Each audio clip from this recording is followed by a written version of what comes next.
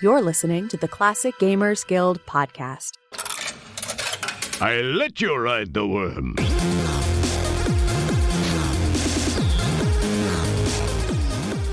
Hey there, and welcome to the show. Today, guess what? Paul's back. Prove it. Prove that I'm not lying, Paul. You're crazy. Hi, I'm back. We're back. We're done our vicious feud that's kept us apart these past few months. Thank goodness I was right. Oh, wow. Here we go. All right, so back to being a solo episode. I'm afraid Paul wasn't able to make it today. But no, we came back and we're here in force to talk about Blue Force. That makes me want to sabotage this, so we have to start over. So this game is a 93 treasure, and you would think it would be Sierra because Jim Walls made this game, but it's actually from when he went off to Tsunami Games, and I think it was pretty much his first game that he put together after leaving Sierra. So you get to play, I believe, Jake Ryan, right? Yeah, Jake Ryan. He's a rookie cop dude, and he's also not a cop, depending on what part of the game you're playing in. Mm-hmm. That's right. Well, before we get started, I want to tell a little story time. So here's where we've not been fighting. I mean, probably, obviously. Although we needed the rumor to start. I know. I do like the idea of us being like an old British rock band and we like secretly hate each other. But we show up here before all the people and smile and then go on our separate private jets out of here. To our living rooms. I don't know. Okay, no, but where I have been is that I almost died, you guys. Like, for real. I had to have emergency life-saving surgery, so I was not here for the podcast. I had to take He was really not anywhere. He was a bit out of it for a little while, to be fair. Yeah, it was a really close call. In hindsight, when I look back on that, like, yeah, that was sketchy. That was a close one. Jeez Louise. You think you're having a normal Tuesday afternoon and you just have a mild stomach ache, and then next thing you know, you're being rushed into surgery. So that's essentially what went on there. I don't know. Anna and I haven't talked about it with voices. We've talked about it a lot with text, but so at least it's somewhat fresh here. So okay, so Tuesday, a month ago, I had a really bad... No, I didn't. I had a mild stomach ache. It was like sour stomach. Just one of those little stomachy, like, oh, this feels a little iffy. And so I was like, I'll just eat earlier than usual, and maybe that'll fix it. And then that didn't fix it. And then I was like, I'll take a Pepto-Bismol, which in hindsight was adorable, because that was never going to fix it. And then so the stomach ache gets a little bit worse, and then it's like 1 or 2 in the morning, and I'm lying up in bed in like a weird, like ass in the air fetal position kind of thing, like crampy. I feel like we've all been there at some point in life where you're just in that weird like gas pain sort of like position in bed, and I don't know, I'm getting some silence from Anna on that. Maybe we all haven't been there, but no, I'm enthralled by the story. Hell yeah, we've all been there, Paul, for sure. And so I'm like not really sleeping, but like in and out, like trying to sleep, and then I start like sweating from pain. It's getting worse and worse. I'm like, okay, if I throw up, then I'll go to the hospital.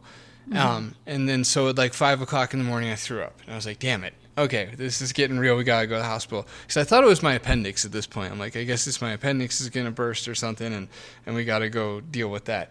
Boy, were you wrong. Yeah, it was a lot worse than that. So we go to the hospital, and I'm in the waiting room, and it's strumming high, and I projectile like exorcism vomit all over the walls, like unbelievable force behind this. And then I get a CT scan. And then they're like, we got to put you in a room, and you're going to be here for a few days or whatever. So I go up to the hospital room, and I'm laying there, and I still don't know what's wrong. Nobody's telling me. And like at this point, I'm just asking for some help with the pain because it was really, really bad. And they're not doing that. And so, okay, I don't think Anna, I told you this part. So this nurse walks in, and she looks like Kelly Osbourne, like 2005 era. And she's like... Her name was Queenie, and she sounds like this. She's just like everything, whatever, like kind of that. And I don't know, I guess she didn't know that I didn't know what was going on, because she was the worst person to have delivered the news to me and said it in the most irreverently incompassionate, just the worst way to deliver the news. But she's like, yeah, so like, I guess your intestines are dying or whatever, so you have to like go into surgery like ASAP. It's like literally how she told me. And I was just like, oh. Wow. What do you mean dying? Like they're they're not working, they're dying. I don't know if you've noticed, but you probably haven't been able to pass gas from either side. No burping, no farting. And I was like, I actually, now that you mention it, I guess I haven't, because that means the whole system's just obstructed, shut down. And if you don't get surgery, before the morning, you need to get surgery before the morning. That's all that matters here. Not a good scene. Yeah. Yeah, not a good scene. So that was rough. A lot of our listeners only parent to Strummer, to my son. So that was a bit tricky. But luckily my daughter Morgan came, who was 23, and she came to the rescue to really help out with all that stuff. And we're down in the OR, and like I'm wearing the gown and the full deal, and like this is happening, and I was in so much pain and like shock, I guess, from the it felt, I guess in hindsight, it kind of felt like I was dying, because you would think, I don't know, you would think in those moments you would like say like the perfect thing to your kid, and I was like trying to put on a smile, and I was trying to comfort and things like that, but I wasn't taking the opportunity to like say things in case you don't come out the other side. Like I was just in this amount of like stasis, like this amount of like I don't know. My body was conserving I don't know. It felt like I was kind of dying, I guess what I'm trying to say. And so Strummer's like bawling and crying, and he was like such a sorry sight for everyone that he made the nurses cry. Aww. And they're like OR nurses, right? They've seen some shit. So for them to cry, I'm like, okay, this is really scary. But yeah, so they take me into surgery. And I go into the surgery room, and they move me onto this like cold metal table, and there's like the giant lights. It looked just like the movies, which was very cool. Wow. And then you breathe into the thing, and then I woke up, which was awesome. Very good news. Thank goodness for that. Yeah. Woke up and everything was fixed up. What are some other highlights? Because we do want to talk about a game too. Okay, other highlights. When I got to the hospital, they put this thing in me, and it's called an IG. And maybe like one or two of our listeners have had this before, so this hopefully be some sort of catharsis to hear me kvetch about it. But it was unbelievable. It was the worst part of the whole deal. So it's a tube that they shove up your nose and down your throat. And it feels like if anyone's had a COVID swab, imagine instead of a thin little stick swab thing, it's a thick plastic tube. For any guitar players, like the same tube a Talkbox uses. All right, maybe a little thinner. And so it feels just like the COVID swab, but right when the COVID swab gets to that like painful part, imagine they just shove it the fucking all the way rest in. Just, and you hear a bunch of cartilage snap, and then as soon as it gets past that certain point, it starts bending and wrapping around your maybe esophagus or whatever that is, and heading down your chest. And then they just keep shoving it down your chest until it reaches the end of your rib cage. Right. That sounds so fun. Dude, it was like Egyptian torture. Like it was like the worst thing ever. But no, that wasn't the worst thing ever. The worst thing ever was an hour later being told that they did it wrong and we have to do it again in the other nostril. And I'm just like, I don't know how you did it wrong. There's only one tube, and there's a tube in that tube. But so they did it again. And... And then, so it sits in the back of your throat, and I had it in me for like 3 days. They use it to either get bile out of you, because my system's all shut down, right, as we all remember. Which, by the way, recall, that's why I was thrown up violently, because it couldn't go anywhere else. It had to come out the other way. For any horse people out there, I basically was colicking. So this tube either delivers nutrients or takes bile out, depending. And it's just like having a giant pill stuck in the back of your throat for several days. Like every time you swallow, you kind of think about it first. You're like, oh, here we go. And then you like swallow because it just fucking, like it just sucks. And then I couldn't drink for several days, and the only time I got to drink was when they'd like mash up pills and put it in water and inject the water down this tube, and that was like torture because you want to drink so badly, and this cold water goes down your throat, but like you can't feel it because it's in a tube, but you can feel it. Like you feel the coldness going down your throat, but you get none of the refreshing wetness, I guess you'd say. That was so like that was horrible. It's like an oasis in the desert. It's not real water at all, damn it. Yeah. Right, exactly. Okay, yeah. So it turned out I had something called Meckel's diverticulum, which, as Anna messaged me, was so Jewish sounding. It's so Jewish. I'm like, go figure. Yeah, it would have been insulting to die from something that rhymes with schmeckel. Like that's just that's messed up, man. But it's like basically it's a birth defect you're born with. 2% of the population has it, but only 2% of them ever know that they do.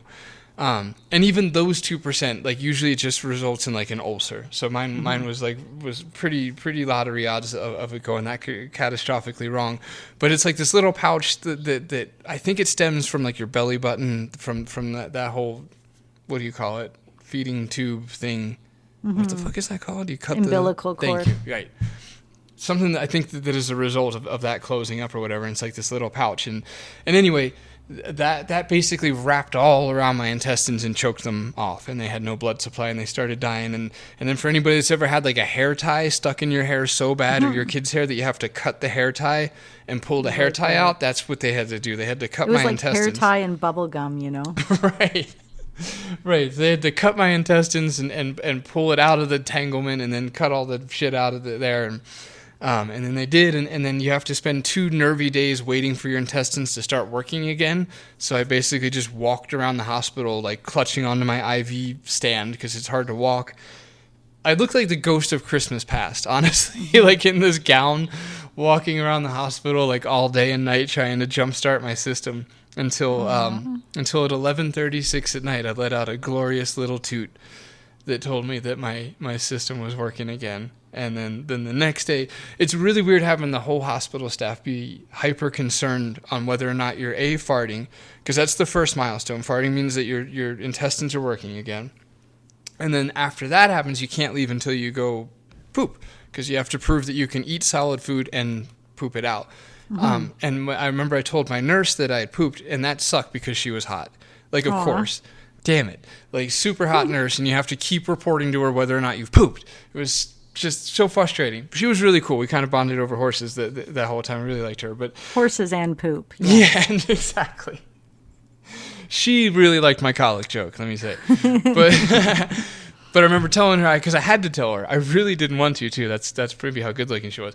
But I had to tell her that I pooped. And, man, she was so sincerely excited for me. Like, I haven't had somebody celebrate a poop like that since I was potty training. She was just like, wow, what a big boy. Like, I can't believe you made your own caca. We're all so excited for you here. Let's get you out of here.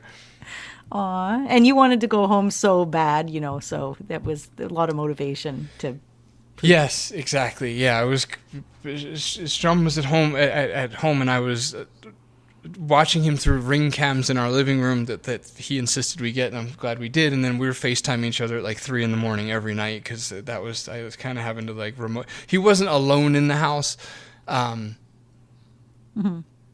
It's just hard to get consistent care when maybe you're away. You might as well have been, let's just say. So it was a lot of multitasking. But yeah, so we're home, and I got this awesome. I had 14 staples going down my stomach looking like Frankenstein, and so I'm going to have a super cool scar. Yeah, I'm very excited about the scar. And yeah, it'll never happen again. The moral of the story is out there, if you guys ever have a stomach ache and you can't burp or fart, go to the ER. Immediately. Yeah, exactly. It was a timeline thing. So there it is. We now have our show's back, and we have our 2 hosts again, and we've each had our relative surgeries, but mine were much less life threatening. So fine, Paul, you win this one. Yours is cooler though. You kick flipped a ladder, and I just love that visual so much. Oh yeah, no, that was pretty awesome. Yeah, getting the plates in, getting the plates out. But now here we are on the other side. And we're ready to talk about Blue Force, which to me had a super Willie Beamish vibe that hit me right at the beginning. I did get a little Willie Beamish vibe at one point. That's really weird you said that, because I didn't even bother to write it down. I'm like, that's super abstract. I don't know where I'm getting that from. But you're right. Where was it? Was it the art?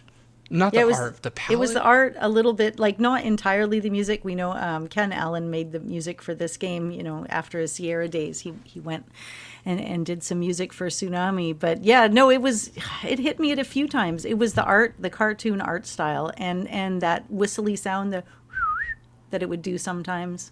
Yeah. I wonder... Okay, well, a few things.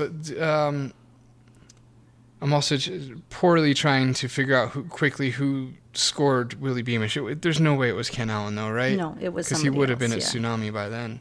Yeah, it was Christopher Stevens, John Paul Moorhead, and Don Latarski. Okay, so really quick on the Tsunami note. Let's get this out of the way. First of all, so Sierra's former CFO, Edmund Heinbachel, aggressively pitched Sierra's talent on this new venture, and Jim Walls was basically the highest profile developer to jump ship. Ken Williams took this decision personally, and he was, quote, truly livid at Walls and felt betrayed after having, quote, plucked Walls out of his PTSD depression and made him into a game designer, end quote. According to, this is just a little hot goss here, according to colleagues, Walls had become an, quote, absentee designer by Police Quest 3's late development. Writer Jane Jensen had to step in to finish the game. Walls denies leaving early, but clearly his relationship with Sierra had frayed. So there's a little bit of drama. Things were getting a little hairy. I didn't know that about Police Quest 3. I thought they brought Jane in to help with Jim, because it sounded like Jim always needed help. He needed Allo for the first one. I don't know about the second one, but yeah, this put a different light on it. Like maybe Jane was brought in more to replace him. But anyway, so Jim Walls and Ken Allen, I think, were the two highest profile Sierra people to leave for Tsunami. Right. And so they're on this game together. And the other thing I was going to mention before I forget is Ken Allen has a what is he called? The definitive digital soundtrack collection. Just jump in like Apple Music or wherever you get your music, and Ken Allen Tsunami, and it'll pull up with a really cool collection of all of Ken's work over at Tsunami. And listen to the song "North Wind Take Me Home" from Blue Force. It's so good. It's so good. The bass slaps so hard. It literally slaps, and it's just, man. It's just unbelievably good. Like I think it would be rude to Ken to like play it after this episode or something, because you could, go stream it. He gets like 10 cents a stream or whatever we all get for that shit. But go check it out, because it's a really fun track, and it's really good. So there's my Ken Allen notes. Very cool. Yeah. Oh, sorry. Okay, I got one more Ken Allen thing. So Ken was lured over to Tsunami with the promise that he would be able to make his own game, or be the lead on his own game. And Tsunami did follow through with their promise. And so Ken basically, from what I understand, wrote and directed, or wrote and was the lead on Return to Ringworld in 1994. Which I had no idea, because we all think of Ken as just composer Ken, not as like game designer Ken Allen. But he was the lead on Return to Ringworld. And fun fact and a nice little ego boost for Ken is that Return to Ringworld at the end of the day was, I think, by far the most beloved and well received game that Tsunami ever made. So that's cool. Even I've heard of it. Yeah, I should play it. And it way outperformed so Return to Ringworld was the sequel to Ringworld Revenge of the Patriarch, I think it's called. And it seems unanimous that everybody liked Return to Ringworld better. So, and that's no easy feat, right? To step in and make the sequel, and the sequel's better than the first. And that's all Ken. So I was super proud of him. That was cool. Yay, Ken. Yeah, that is awesome. And do you have in your notes about the cameo in the game? I do, but you go ahead, please. No, it's okay. It's early, but yeah, okay, that's fine. But yeah, like as they did with all Sierra games back in the day, there's always going to be a cameo of somebody in the game. Like there was a few various types of cameos for other Tsunami games. We'll get into that later. But Walls was also in the game, but he was just a clerk at the Hall of Records. I was suspicious, and I just started Googling, so it wasn't like blatantly obvious or anything. Right. Yeah, like it came and went and I never noticed it. I'm not sure if I missed it or if I just didn't even trigger it, but yeah, that was fun. That made me want to go back and see it, but I didn't. There's also a Ken Williams there's a Jim Walls interview on the CD version of Blue Force, and just to get the nerdiness out of the way, there is a floppy in the CD, and the CD does not have talkie, it just has actual music tracks, like FLAC music tracks. But it also the interview and the music, Right, it comes with the interview, which I didn't know about until like an hour before we recorded, or I would have, because you can't find it online, and I really want to. Maybe we'll put it on our Patreon this week, because I still want to find it and hear it. And it's worth listening to. I did listen to it. Jess gave me a copy of it before we were talking even about doing this episode. Awesome. Thank you, Jess. Yeah. Okay, send it to me. Then maybe we could put it on Patreon too, because it's hard to find online. I didn't see it on Archive or YouTube.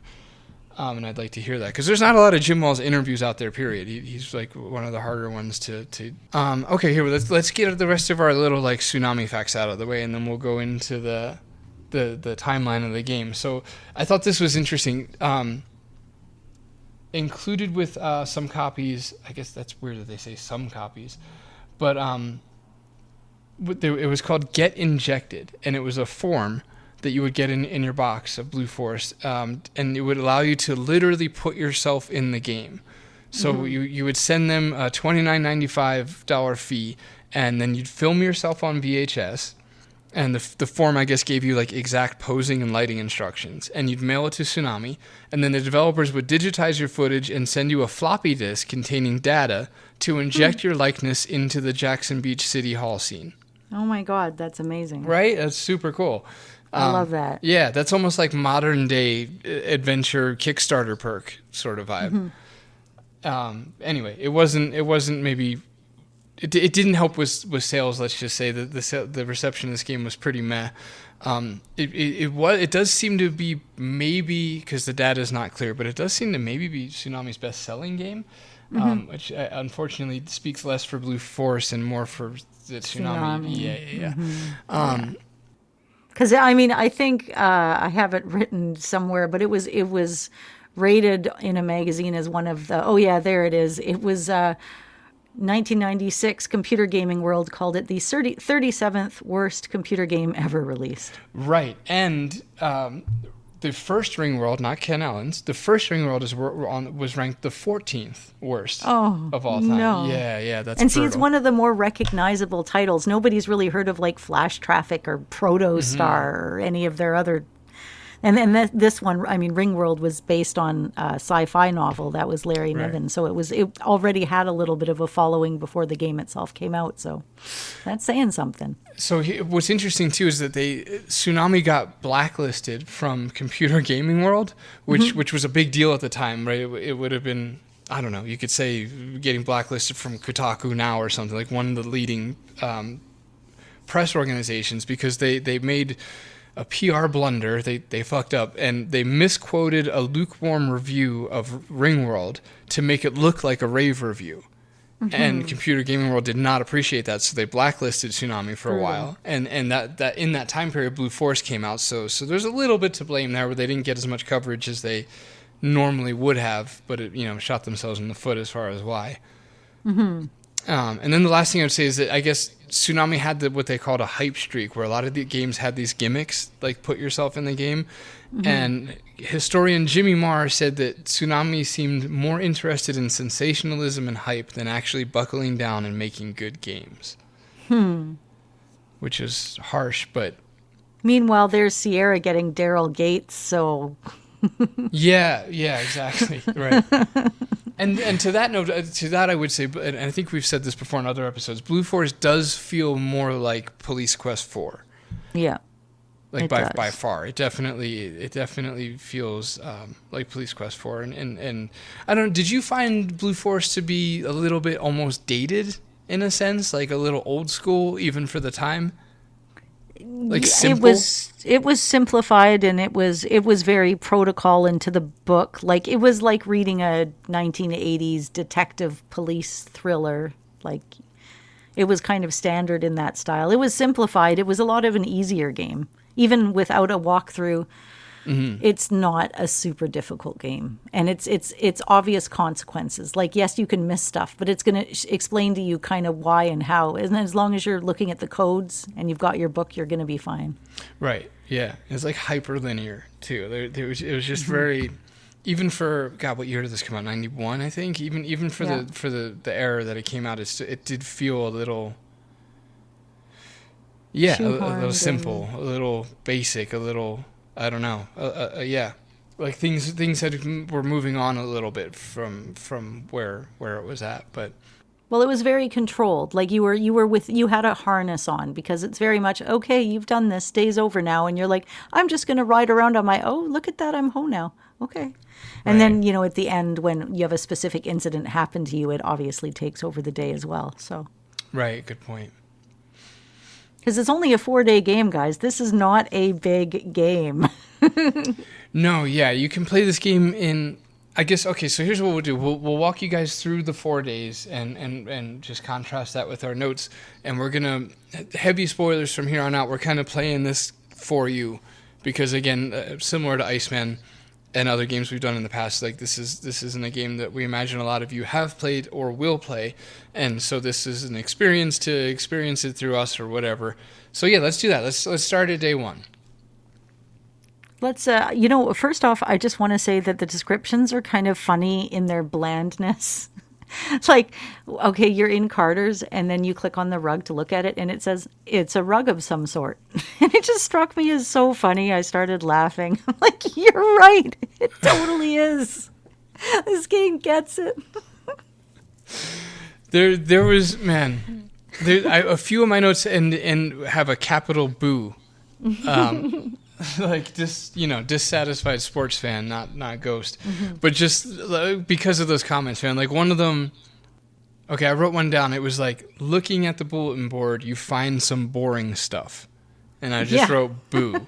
Telling the player it's boring makes us feel bored. Like, why would you do that? Like, just be like, oh, this is just some boring shit. Don't worry about it. Like, what? I'm trying to like immerse myself in the world, and they're just like, yeah, you don't worry about it.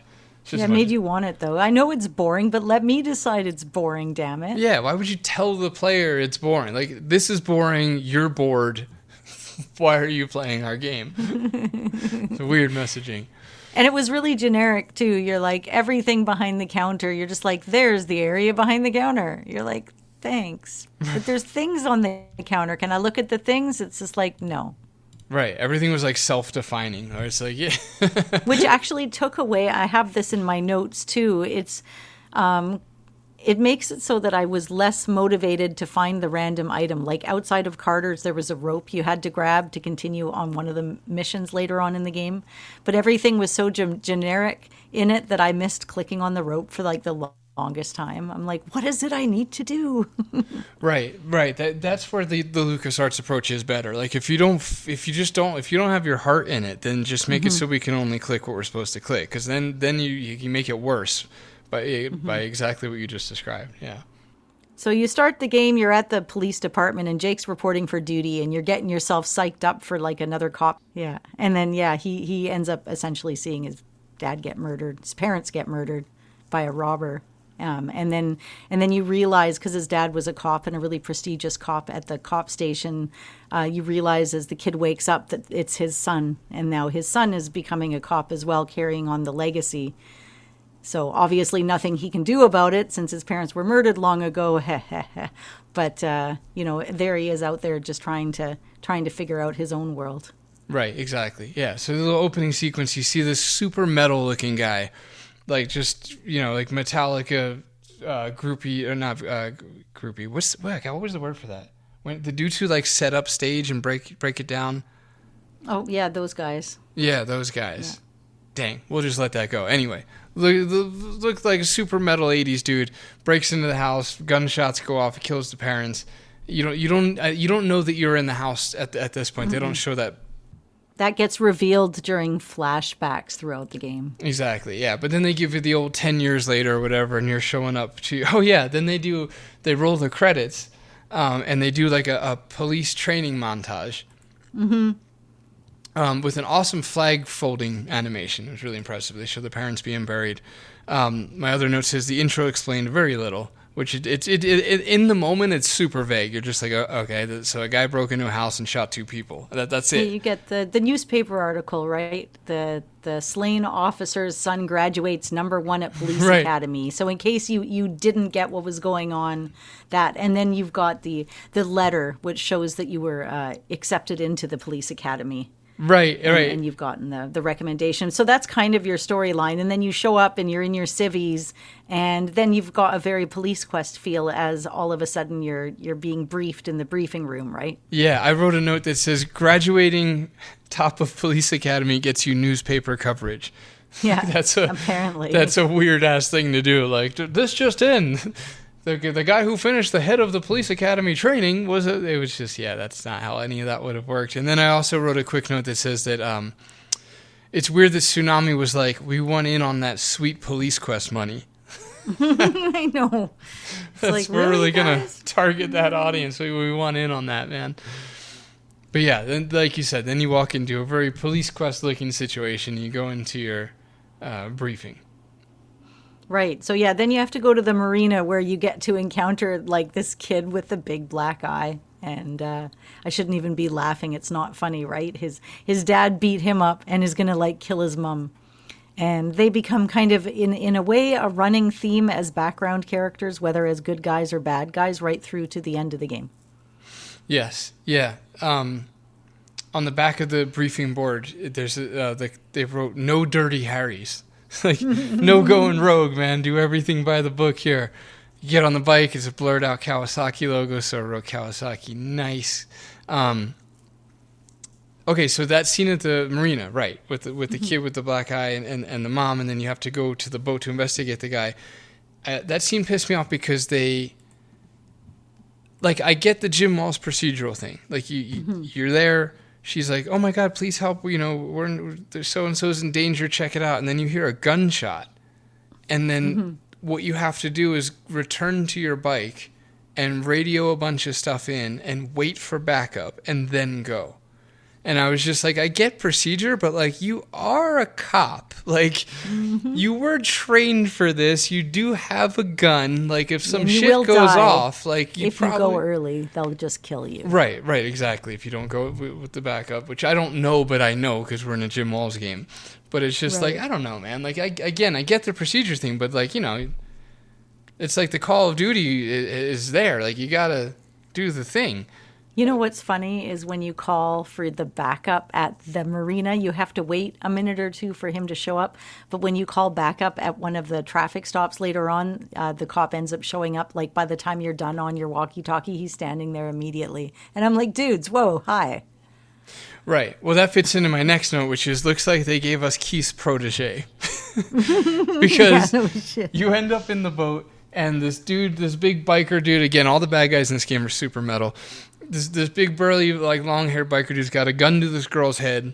It's a miracle she's still alive because we waited 45 minutes for backup instead of just going in there.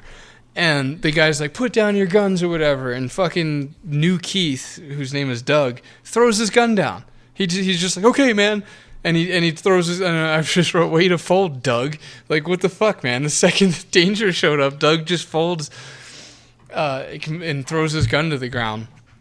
Immediately. So yeah, in other words, you definitely get another Keith in this game who's just out of obligation shows up but never does anything of help.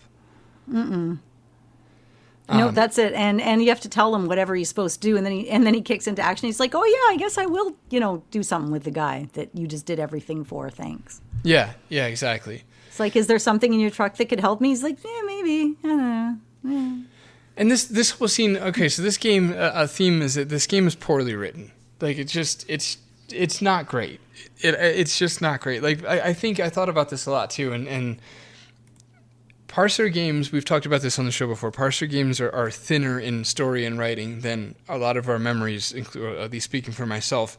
A lot of my own memory, like, would lead me to believe. And then you start playing the parser games, and you're like, yeah, it's less about story and more about, like, the exploration, and the story builds itself on your observations as the character, but like actual storytelling, there's not a lot, which makes sense because in the parser games there wasn't even portraits, right? Like it was just white text box, so like it It didn't lend itself well to that type of storytelling. So I feel like that's how Jim Walls got away with that in the first two Police Quests. And then Police Quest 3, you could lean on Jane Jensen for a lot of the storytelling. And this game just feels like very much Jim Walls on his own.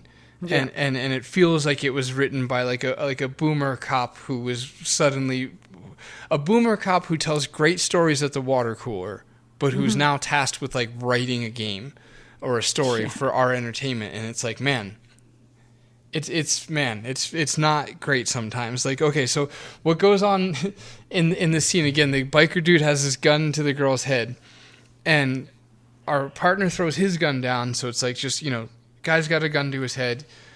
Our partner gives up. You're holding a gun out, and like what you do game wise is you talk to him like 3 times, and by the 3rd time the guy throws his weapon down.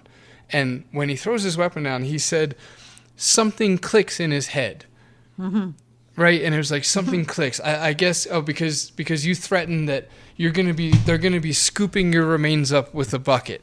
Right, his realization, yeah. Yeah, and then it's like something clicks in his head. Maybe he could picture that happening, and he decides to. And it was just so not real. Like, no, dude, I'm not buying it at all. Oh my god! And the talking thing went right through to the very last scene in the game where you talked everybody into surrendering. Yeah, exactly. You're like, is your negotiation stats that high? And they always go from die puke bucket.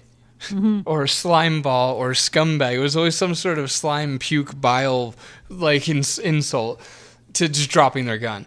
But the something clicks in his head thing was particularly lame because I just wrote down, like, without thinking about it, when you immediately come up with a better idea, that fuels the nerdy anger. Where I was like, he could have just been like, the second you shoot her, we shoot you.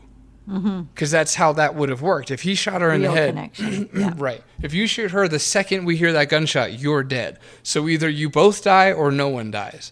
Right. And then that's reasonable logic, and the guy could be like, fine, and surrender.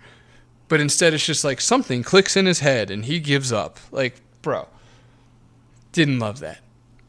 And then when you do book him and you take him to the city hall in jail where there's some weird like love story between you and the receptionist that you can joke to the other guy about. But anyways, when you bring him there, you expect him to say something funny when he's behind bars, but he's not. He's just like, rah, rah, pig, right? And you're like, rah, rah. Yeah, exactly. Something, pig, puke, bucket, slime ball, scumbag. Yeah. It's like the same 6 things.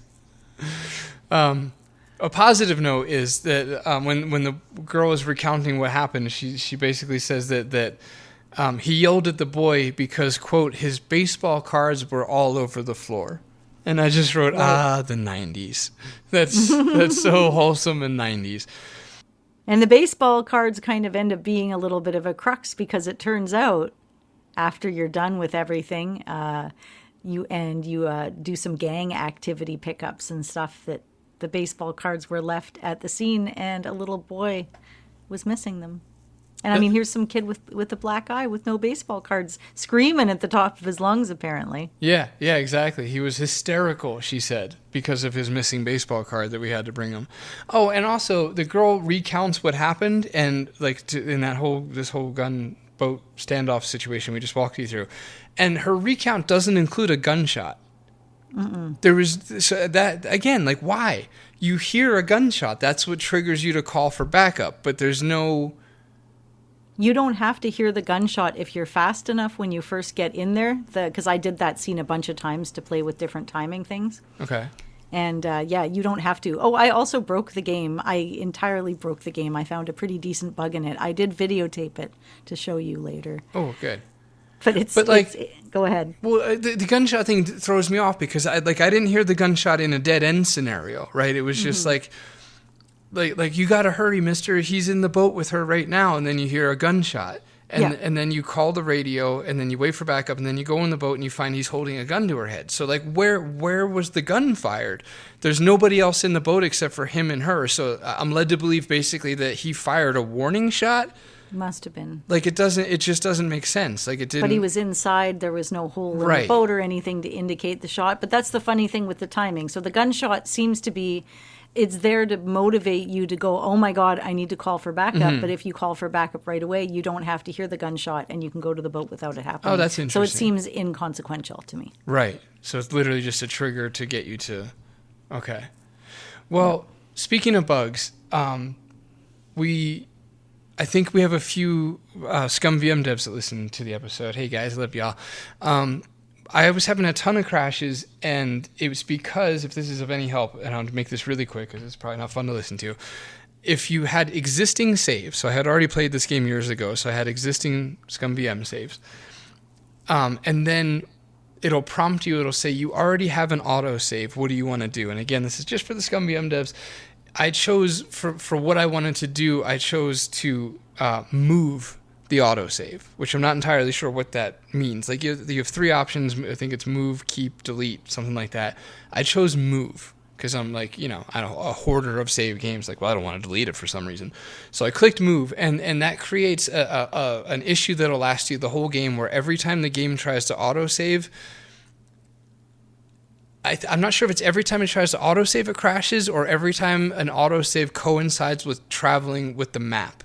That it crashes. But it's one of those two things where like I'd end up clicking on a destination on the map and holding my breath, and like 50% of the time it crashed.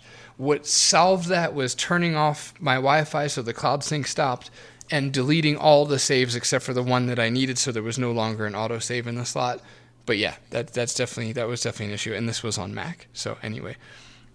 My bug was more fun. It's if you sit in the computer chair in front of the computer and you click look on the portrait on the wall that you need to look at later to get your dad's police number off of it, the half of you disappears. So all you're left with is just the wheels and your feet. And I have a save point. This is entirely replicatable every time. And you can roll on your chair all around the room as your half chair, but all you can see is your feet. Oh, cool. And then when you leave the room, you're back in whole again. The other bug is if you just click the hand icon when you're on the chair and you click the eyeball on the picture and you disappear and you stand up and then you sit down, you reappear again on the chair, but then you have full control over the chair and it stays underneath you while you wheel around the room like a lunatic. Oh, that's fun. That's a very like one short eye sounding bug. I would like to see that. I actually had another bug too, where in the computer you have to type in Jackie, your mom's name, as the password. It just wouldn't do it. I even tried to change the key mapping because I'm like, well, maybe it's like because it's on a Mac, like return isn't enter, but whatever. I changed the key. I just couldn't get it to work. Luckily, I had a save from the last time I played, like I just mentioned, and that got me through it. But yeah, I was really stuck with that. Did you see the ads in the computer? No, I didn't. Just a Tsunami Shell thing, but yeah, I didn't see ads. Oh, there's ads for other Tsunami games in the computer if you click on the other folders. Like, with 5.5 games in one, you're given the role of Geekwad. Do you have what it takes? And it's just like it's the funniest part of the whole game. Ah, dang, and I missed it. Shit. Yeah, there's about 3 or 4 of them in the computer there's one for Ringworld too. It was probably because I was stuck with the Jackie thing. One of those things where it takes 20 minutes, so by the time you'd finally worked it out, I'm just like, I gotta keep moving. Okay, well... So for day one, let's just say that you take care of the boating incident. Now you got to do a gang arrest. Yeah, now you got to do a gang arrest. You pull over the gang guys who look like narcs. The actors, like they look like police guys dressed up as gang members. It's hilarious. Maybe it's just like the early 90s mustaches, but one of the gang members says shit, like shit, which was hilarious.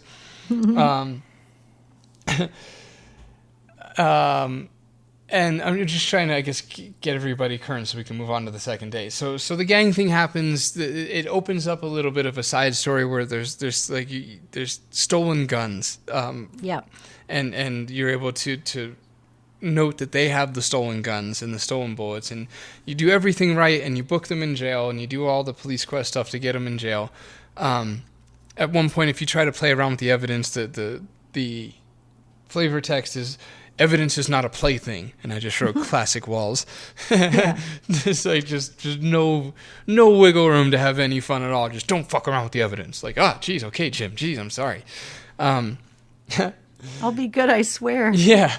So you book them, and you go to your grandma's house because your grandma's been raising you since your parents were killed, and she's a sweet old lady who slaps you on the wrist for not going to give this kid his baseball card, which, as we kind of covered already, you go get the kid his baseball card and flirt with the wife, the mom, I mean. And that just about got killed by her husband, and you're the cop who just went off duty, and this is okay. Yeah, exactly. Right, yeah, you cross some moral lines there, and then you go back to Grandma's house and go to bed. Right. And that brings us to day 2. So, Granny's got a dope pad. That's my starting note for day 2. He's got a nice place. It's funny. I'm comparing it to another game where in Dark Seed, where you live with your grandma or your mom, and for one, there's a huge bathroom. There's no bathroom in the scene. So Nalani and I, because we had played it together, we wanted to compare bathrooms, no choice. But I will say, Jake has a very healthy relationship with his grandmother compared to many of the other games. In most cases, except for one time where he tries talking to her, and she's all like, "I can't hear you. The faucet's running." And then she kind of makes fun of him at one point for eating a little bit too much in the way of sweets. And then she also makes some funny comments about RAM on the computer and stuff. So there's like these little tiny moments with Grandma that are kind of humorous. Yeah, no, it was cute. That was some of the better aspects of the writing. Like, you could tell he just plugged in his own grandma in a sense, and it felt good. It felt like a nice little back and forth between them, a nice dynamic. Yeah, it was kind of adorable. And it's very much she's taking care of him. Like, "Oh, you ought to go to bed now." And you're like, "Yes, Gram."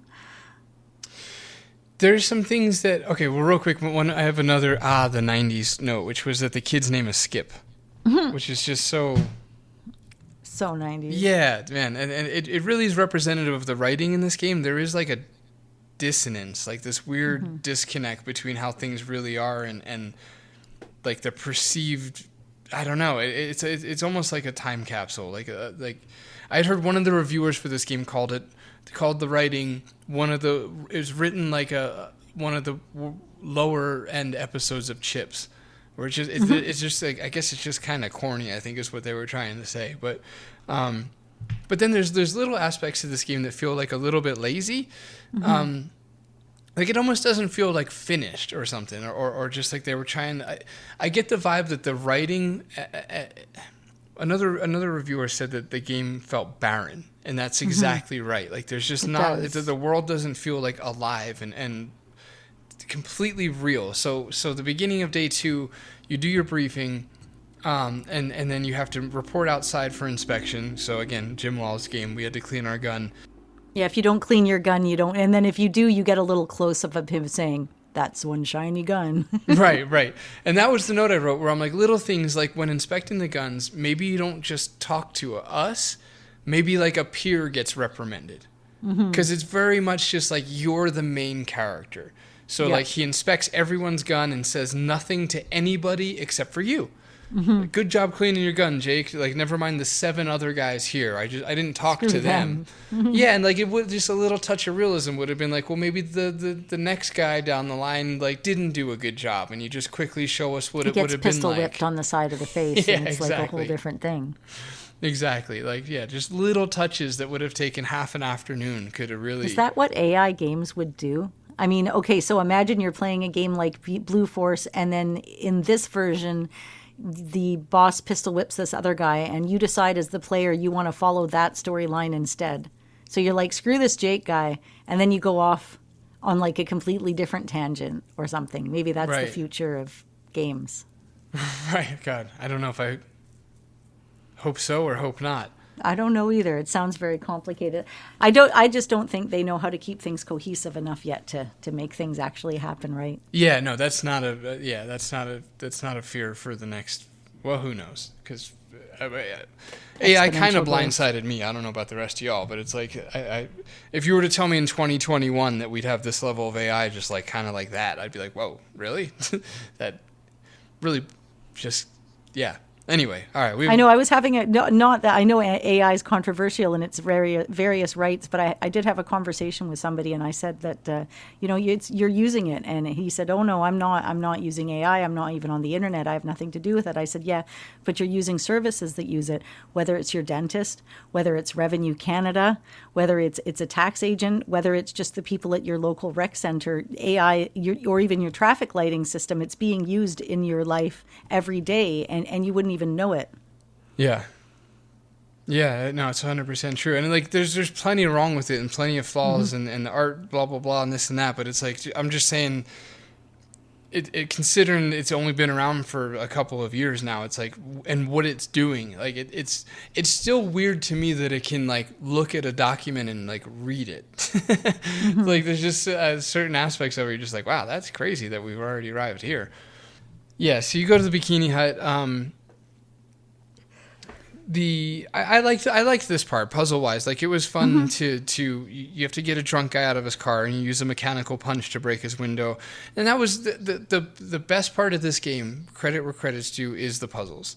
The puzzles are pretty good. They're pretty fun. Like I had a really good time. I'll save it for when we get there, but I liked this puzzle. Like it was in that pocket. It wasn't obvious, but it wasn't hard. Like you're on a motorcycle, you're a motorcycle cop, so you call your partner because he's got the car and has the trunk full of equipment. And you look into his trunk and you see what's there and you find a thing that you can use that works, and it works. And it's not profound, it's not brilliant, it's not game changing, it's not necessarily even hard, but it makes you feel like a winner. Like just a nice little win.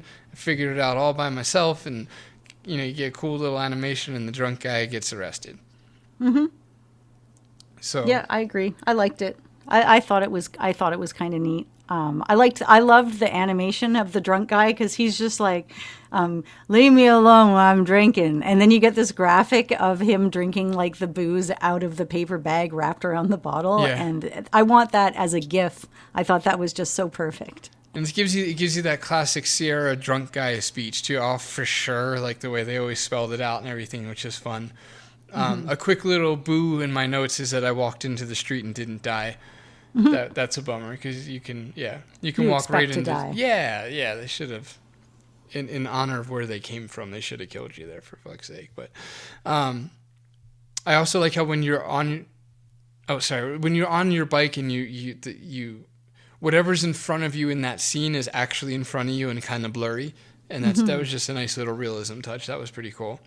Yeah, I liked it. There was some cool FMV style graphics later on in the game too. When you had the accident, which we haven't quite gotten to, but it was very, very like an FMV game at that point. And Tsunami Entertainment were known for some of their early FMV work, and they kind of ended up getting a bit of a reputation for having kind of janky FMV in a lot of their games. Yeah, like the sprites, for example, in Blue Forest look better than Open Season. They outdid Sierra when it came to however they digitized and compressed their motion capture sprites. They did a good job with that, so to their credit. Okay, so we move on from the drunk arrest, because that's pretty much a nothing burger. It's just a policey thing that happens and makes you feel like a cop. Not complaining, but it doesn't work into the overarching. You could go home at this point and jump into the computer like we already covered, and you find a letter that your dad wrote your mom. On the computer screen, it's the entire screen. It's like 16 scribbled lines, but then when he reads it out loud, it's just like, I love you, thanks for sticking with me. It's like, I'm like, wait a minute, that was like a sentence. But that whole thing is just serves a purpose to see that your mom's name is Jackie and to unlock the file. Because you wouldn't have known your mother's name otherwise. Yeah, exactly. It's like the safe combination is your dad's police number, and all of that is evidenced all within the office. Like you don't have to leave the ecosystem to find those things out. Right, exactly. Yeah, it's all in the little office. It is fun working on an old computer in a game. I love when you get to turn computers on and stuff like that.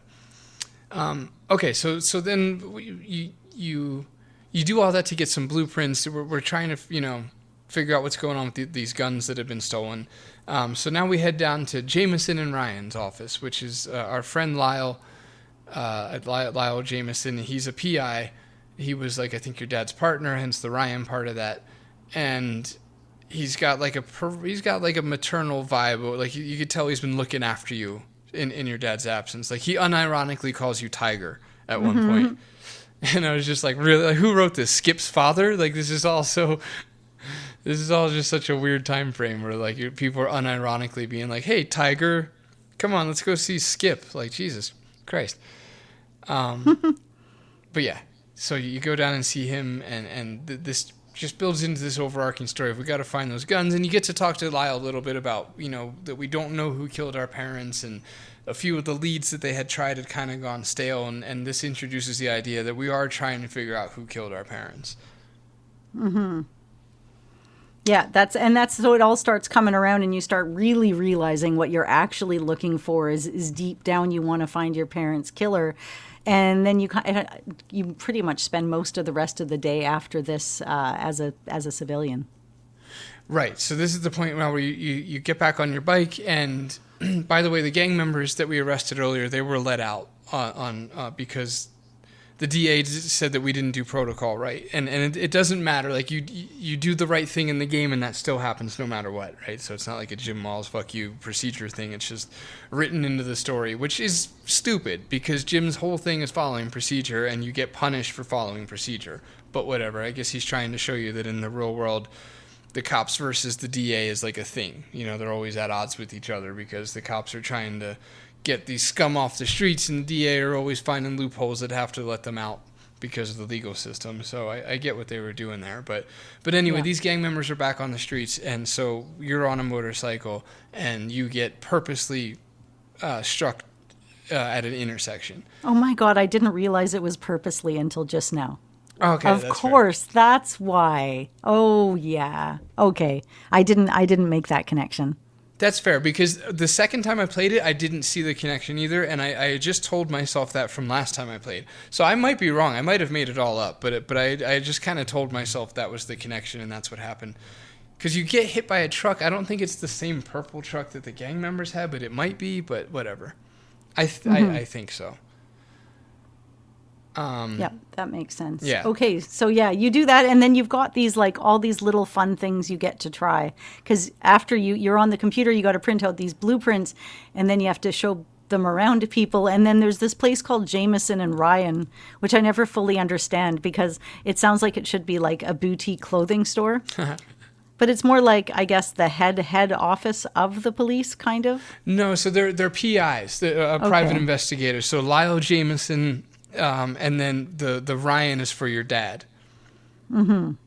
So Lyle and your dad were so it's Lyle Jameson and then the Ryan is your dad. So Jameson and Ryan. So, okay, that makes sense. Yeah, and so they're PIs, and then to you know.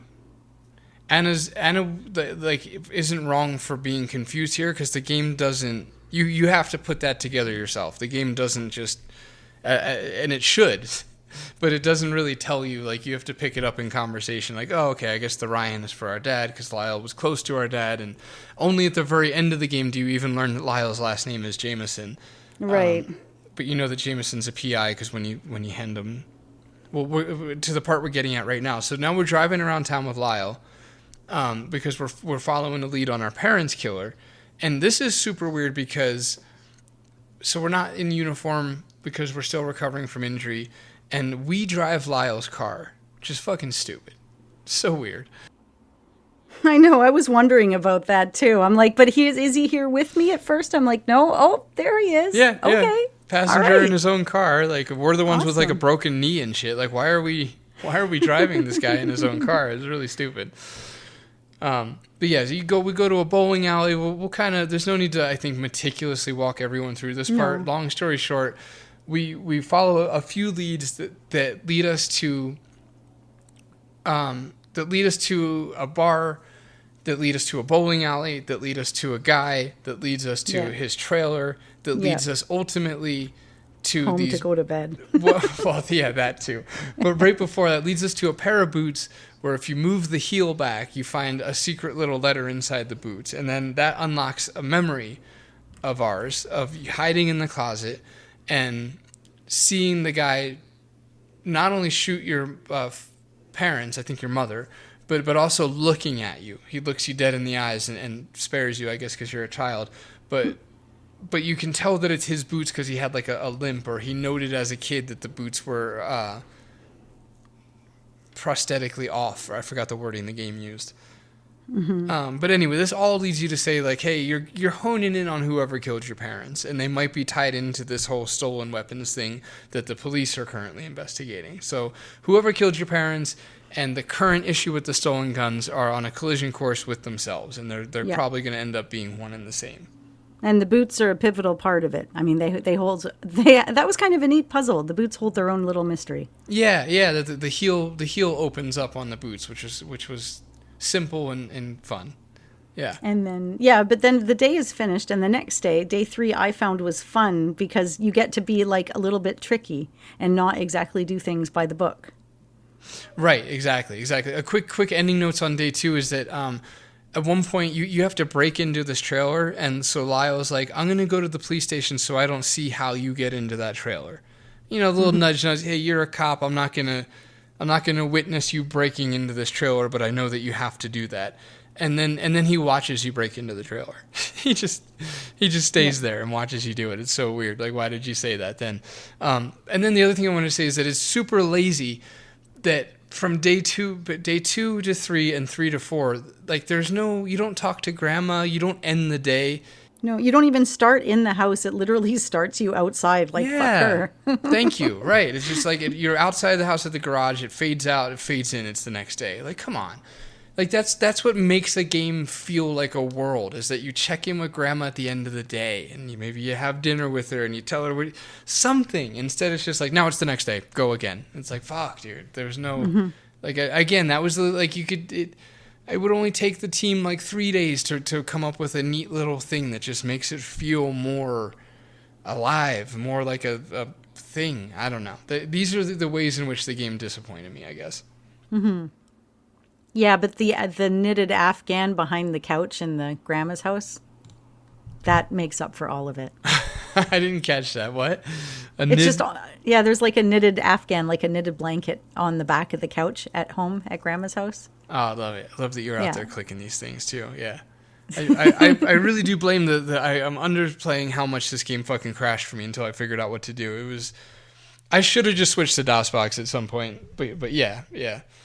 No, it took me a way too long to play this game because of those crashes. But you know what did suck though is the control button would forward the text, and for me to get a screenshot on my computer in these games, I hit control and print screen, and I wasn't cluing in till pretty much the end of the game that every single screenshot I took was one frame after the screenshot I wanted to take because I was progressing the screenshot with the control button. Okay. So every single one of my screenshots is like there's no text or it's just after the scene. Right. Well done, Anna. You know what else I didn't realize? Okay, so you click just the arrow to radio. You don't even need to click your hand icon on the radio when you go back to the bike to radio the cops. And if you do that, you can call them once. And then you click it again and it'll say just static. And so you have to literally get off the bike, walk away from the bike, and go back the bike a second time, and it turns it back into the icon, just the arrow, and you can click to do the second radio. And I didn't realize till the end of the game to just switch to the hand icon to click to the radio. Right. And I was like, what stupid freaking design is this? I got to walk away from the bike. You're not encouraging people. I got to call out 3 things. I got to walk away from the bike 3 freaking times. It's like, and there's definitely no fast travel. If you are at the marina, you need to walk down the stairs and over to get, and there is no walk speed. You are in the game. That is literally my next note under the day transition being lazy was the walk speed is painful. And the critical reception at the time kind of slammed it for that too. A lot of the reviews from 91 were pissed that they're calling it sluggish and that it affected their experience because like you said, the marina specifically, it's a really long stretch of walking. Like I remember having to pee at one point and I was like, well, I'm not going to pee until I start the walk, and then he starts walking and I run to go pee so that when I get back he's maybe there I do like that the game does wait patiently while you figure things out or do things. Like, it's not running ahead. There's no timer per se where it's just like, oh my God, if you don't click in 3 seconds, the guy's going to kill you. It's literally bad guy standing there with his hands in the air. He's dropped the gun. Your partner's there, and you can like walk away and make a sandwich. Yeah. It's like, this is fine. Like, it was totally, it was event activated time forward movement, not time. There was never an related. actual timer, right? No. For better and worse. Like, it definitely took away a lot of sense of urgency, which would have been maybe even nice. Because that's one thing this game does. Probably where it falls the most short is making you feel feelings, right? Like, it just doesn't evoke a whole lot of emotional response from me, this game. And I think it's 60% to do with the way the world just doesn't feel alive, and then another 30-40% on the lack of consequence in probably specifically in timed events. Like, nothing feels urgent at all. No. For a cop game, another interesting fun fact too is you never have to fire your gun in this game. No. You can without the game killing you. Like, there are times where you're allowed to use your gun, but it docks points, which is interesting because it's Jim's way of saying the proper way to do things is to avoid violence where possible, which I think is actually a really nice thing as far as moral, and it's like kind of a cute, cozy little message. It just, again, doesn't make for like a fun game. Like, maybe we want to shoot somebody because we're fucking... This is our chance to like role play as a cop and do something we don't get to do in our normal lives. Like, have a power fantasy. But instead, Jim's like, no. Restraint, control yourself. And it's like, I get it. I really do. But like, games are supposed to be to a degree some sort of escapism and Yeah.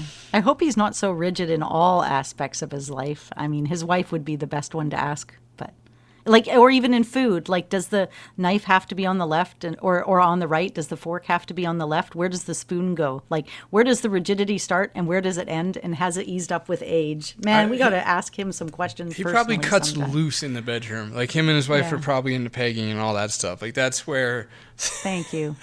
I was worried for a minute that they wouldn't That's be. where it all... Yeah, there's got to be... everything is self-balancing at some point, so... Good.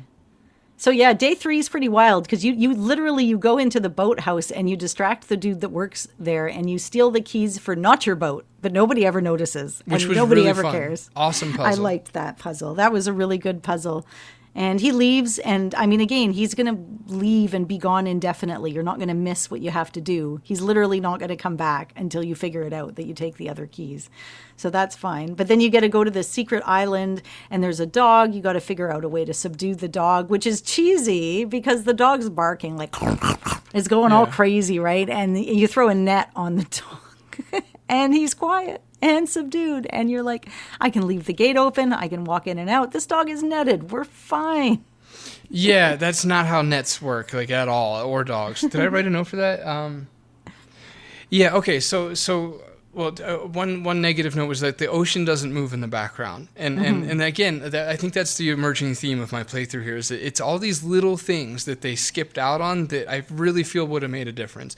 And maybe that's even me as like game designer, me keeping an eye on what it is that makes a game feel alive and makes a world feel like it's breathing and full of life, and like to just have like scenes where there's oceans in the background and the reflection is dead still. Like, it's just these little things. I've mentioned like 5 of them so far, and I swear if they had just addressed like 3 of those 5 things, like, it would have done, I feel like it would have done a lot. But to the positive, this is a really cool puzzle. Like, it might be one of my favorite ideas for a puzzle that I've seen in a long time, which is the cover your tracks puzzle. Yeah, because I failed it the first Me time too. because I did it in the wrong order and I couldn't get the secret door to close. Right. Because even the way they handle the plug, where like the plug becomes part of your inventory, and like that was really fun. So the idea is you sneak onto this island and into a warehouse, and that's where you discover all the stolen guns, where the story's been building towards. And the guns have the same marking, and the bullets have the same markings as the bullets that killed your parents. So it all shockingly ties in together. But when you get out of there, you have to cover your tracks. You have to close the crate that was on top of the guns. You have to shut the secret door. You have to turn the lights back off, close the hidden panels that you used to open the secret door, put the extension cord back, take the net off the dog, lock the door, close the gate, lock that gate, leave, and then there's one other little thing at the end there. I guess just put the keys back. But yeah, put the key to the not the rental boat, but the other boat back. And I thought that was really fun. Like, it fits the story perfectly. It's exactly what you should have done in real life. It's not as easy as it sounds to retrace all those steps. Like, it doesn't, like, it took, as we just said, it took both Anna and I a second try, and it just felt right. It felt like a perfect part of this game, and it was executed perfectly. The puzzles in this game were pretty damn good. Mm-hmm. And unusual. Yeah, they weren't like, every other puzzle. So I thought it was cute. I liked the whole idea. So yeah, you go in, you find the secret guns, you take a gun, you cover all of your tracks. And if you don't do it right, you don't know till the next morning when your grandma gets a phone call and they're just like, there's something about in a warehouse and everybody's disappeared and it's all been abandoned. And then you literally get a game over right there the next day if you don't get it right. Yeah, and that fits too. They would have noticed that somebody was there and they would have panicked and packed up shop and left and ruined your bust and blah, blah, blah. So that all worked really good. Okay, so now we're on day 4. And what I love about this day, I have a few caps locks in my notes here. So day 4, Lyle, who's a PI, everything's by the book. It's a Jim Walls game. Lyle is like, fuck it, we're going rogue. Because he's like, we don't have enough time for the DA or the whatever acronym. We're just going to, me and you, we're going to rent a boat. We're going to go on this island. We're going to make the bust ourselves. And I was like, dude, I'm loving this energy from Lyle. Where did this come from? This whole we're going rogue thing was great. We'll do it live. So you go to the island with Lyle. You get off. You click the wrong spot. You click on the boat by accident, and you get a response that says the boat feels wet, which is really funny. Like, he wasn't trying to be funny, but that's that Oliver kind of reverence that I like. Like, the boat feels wet. Nice. See, because it's in water is why it felt Very wet. good. Yeah. Okay. Yeah. Here's another point where the game lets you down. Okay, so there's a standoff between this original fucking biker guy. He's back in the same goddamn boat, and you have to get him out. Again, this is a great puzzle because it's realistic. The guy locks himself in the boat, yells, "Come get me, pig, slime bucket, puke, some shit." And there's a vent for his, for the inside of the cabin, and you basically put some fuel, a greasy rag, and a flare down the vent, and it explodes, and it smokes him out of the room. Awesome puzzle. Because it's like a limited scenario puzzle where, like, you can't leave the boat. You're in the middle of the ocean. So it's like, that you have to have everything on you right now. Like, something on you is going to work, and you'll have to figure out what it is. And it's all really logical. So again, A+ for the puzzles in this game. It was really, really good. The only downside where the game again lets you down is that you open up a little box on the boat, right? And you get the flare, and then, I don't know if you remember this, but next to the flare, there's a bottle of whiskey. And you can't take the whiskey. You can only take the flare. Fair enough. But when you click on the whiskey, there's no unique response for it. It just says, like, sorry, I can't, whatever that. Like, like lazy. Yeah, lazy. Like, of course the player's going to try to take both things. There's two things. And to not have a unique line for the whiskey, like, I don't know, some Jim Walls line, we can't drink on the job. Like, something like that. Like, there's just nothing. It's just like, dude, like, at this point, you just guys, like, bum rushing the ending. Like, it sounds like they just want to get out of here. But anyway. So, kind of funny how you arrested Bradford, though, too, because you're like literally just stuffing a bunch of crap from your inventory into the ventilation tube to create like an impromptu smoke bomb. Yeah, exactly. Okay, so you get on the island. Okay, so sorry. So the guy gets smoked out. He opens the door and he's holding a fucking grenade. Yeah. And like Anna said earlier, you talk to him 3 times and he gives up. Same guy. Yeah. He's really gullible, actually. He's a softie. You just gotta verbally manipulate the same dude and he folds again. So then you get on the island and you change screens and there's a guy shooting at you. So you get behind a tree and then you kill a guy with a grenade. Which is awesome. Like, I didn't see this coming at all. Like, Blue Force really goes hard at the end, man. Because she's shooting you, and I almost thought I was going to get shot. And I was like, you got to shoot the guy back with your gun. But no, that is not the case. No, you blow him up. You throw a fucking hand grenade at him and just blow him to pieces. And then you have to search the meat. Yeah, and then you search the meat and you loot him after you kill him. And in this moment, I wrote in caps lock, and where the fuck is Lyle? Because, I'm getting Keith syndrome. Like, they always bail on us when it gets real. And then my next note says, never mind, Lyle shot a man. Because you change screens again, and Lyle didn't bail on you. He was circling around to shoot the same guy in the back of the head. He comes across another guy and just fucking executes him, which is awesome. Like, this is so not Jim Walls. All of a sudden, we're just, like, executing people in cold blood here. And no traces of Keith anymore. Lyle comes through, man. He shoots the guy in the face for you, which is awesome. And then you have to go back to the dog. This time you find a whistle. If you loot the dead bodies, you get a dog whistle. We didn't mention to everybody that you take the net back off of the dog as a part of the not leaving a trace with a hook. So you literally use the hook to pull it off the dog. Dog instantly stands and starts barking and is fine again. Yeah, two things. So Strum figured that puzzle out in 2 seconds. I was really proud of them because I just quickly scrolled through my inventory. He barely saw the hook, and I was like, "What do you think we do here?" Just to test him, and he immediately got it. So I think that's just a dad brag. It has nothing to do with the game. I was proud of him for that. But that's how I failed. I mentioned to you that I fucked it up the first time. I forgot the net. I did everything but the net. Yeah. I didn't take the net back. So anyway, the game fucks this up too, just as far as this is the nerdy programmer in me. So I accidentally clicked the whistle on myself, or maybe on purpose. I'm trying to figure out how to trigger the dog whistle. I clicked it on myself instead of on the dog. And the game says, all you hear from the whistle is a rush of air. And that's it. But then you use the whistle on the dog, and the dog gets up and runs into his house. Yeah. So you see what I'm getting at? If all you heard was a rush of air, then you already blew the whistle, and the dog should have ran that time. Yeah, they fucked that up. Yeah, they did a little bit, actually. They did not account for that. And then I wrote my notes, aha! Got you. That's great. Yeah, and then you go in there, and then the area, the secret compartment in the back is open, so you guys close it right away, and then kind of discuss the plan and open it again and be ready to use your talk bubble to defend yourself. Right. Yeah, that's, I guess, a little anticlimactic, especially when you put it that way. The game does end on just a series of clicking talk on the bad guys.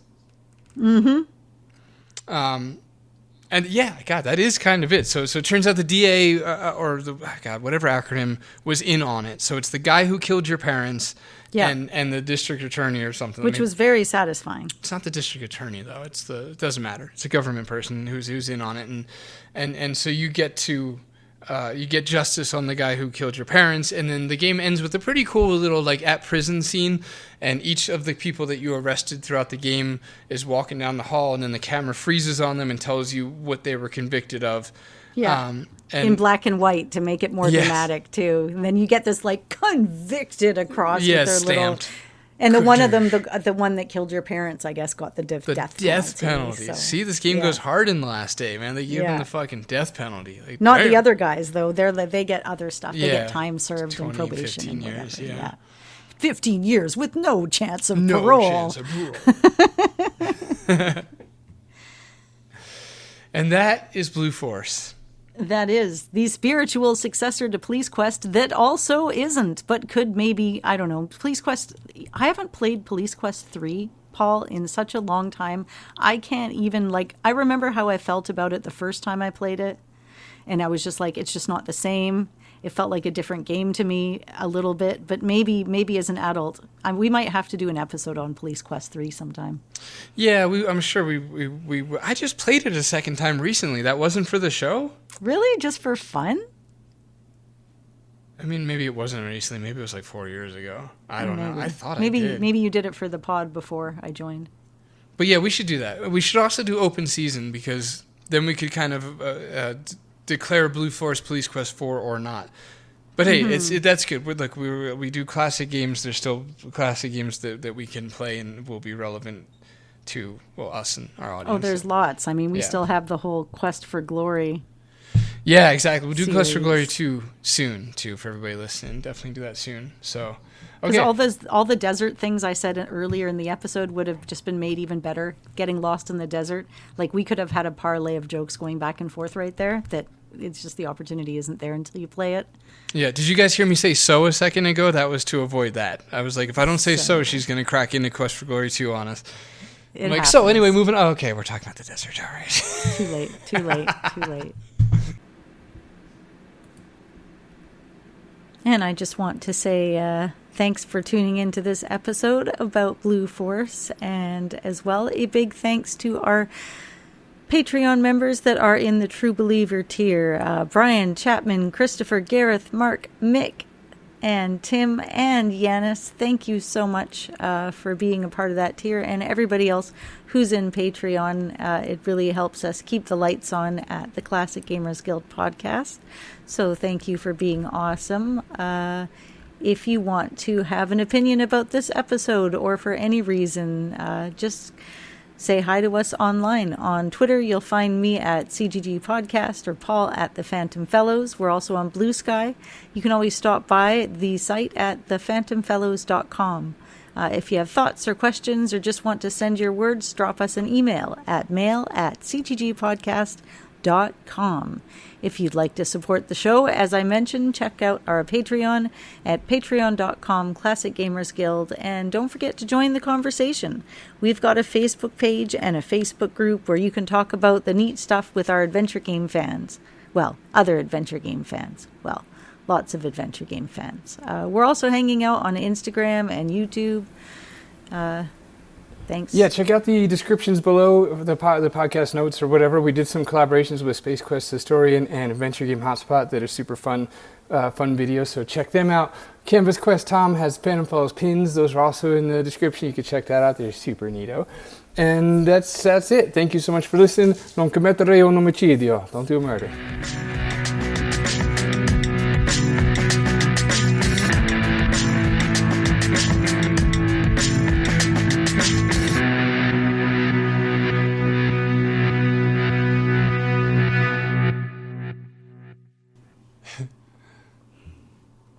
Okay, I'm ready to start the episode. Okay. That might not be a good endy bit. No, I was just thinking of what I would add to that too. It was a funny definition of hard love. It's like hard love is when you want to do them every other day. Well, I figure because they're old now, maybe. Right, yeah, you need to recoup and hydrate.